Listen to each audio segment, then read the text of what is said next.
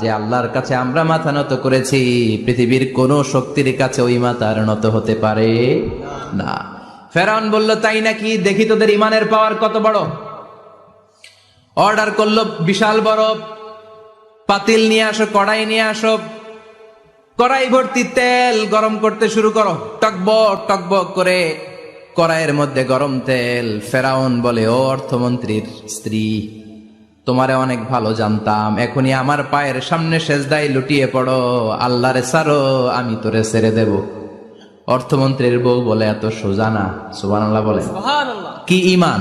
ইমানের পথে অবিচল থেকে আমার মরণ যেন হয়, তোমারই কাছে মিনতি আমার, তোমারই কাছে মিনতি আমার, মহামহিম দয়াময়,